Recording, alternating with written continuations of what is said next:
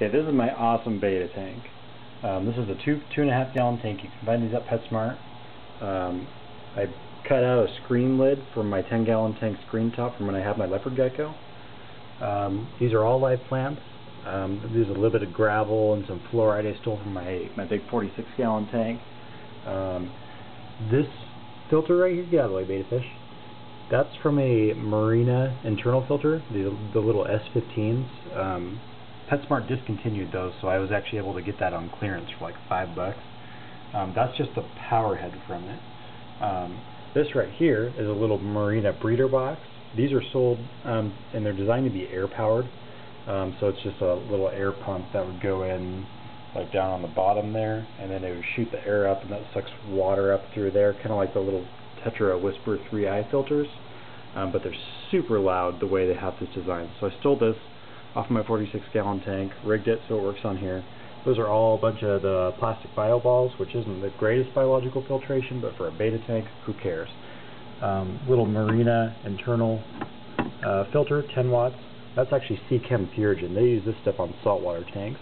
That absorbs nitrates, some nitrites, phosphates, just the bad stuff.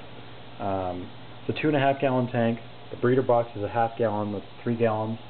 This is just a little LED light, super bright. It's actually hooked into my bearded dragon's timer.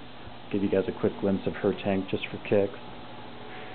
She's sleeping right now. I woke her up to turn her lights on. I'll turn it out once I'm done though. It's just a 75-gallon tank, 150 watt heat lamp. But that's not the point. The point is that this is an awesome betta tank. The only foam is right there on the intake, and I don't really clean that. That filter this can pump up to 70 gallons per hour.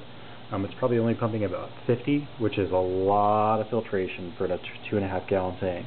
And actually, the way that the water goes back in, it drops straight down, so it actually doesn't agitate the surface of the water.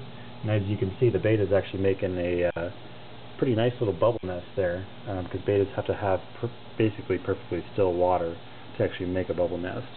So he's a pretty happy betta fish. He was at PetSmart, and the date on his little cup was from March, so I felt pretty bad for him. And it's now September, so this poor little guy's been in that store for quite a while. But he's got a good home now, though.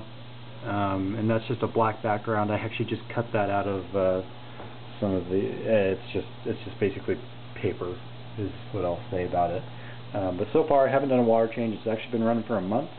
I'm going to test my water and see what it looks like. But I mean, with Purigen and those bio balls, I actually don't even expect to do water changes. As horrible as I know that sounds, I work at a fish store. I know how you're supposed to change your water. But I'm pretty sure this is a water changeless betta tank. Prove me wrong. If you guys can top this tank, send me a link. I think it's the coolest betta tank ever. Not to toot my own horn. Have a good one, guys.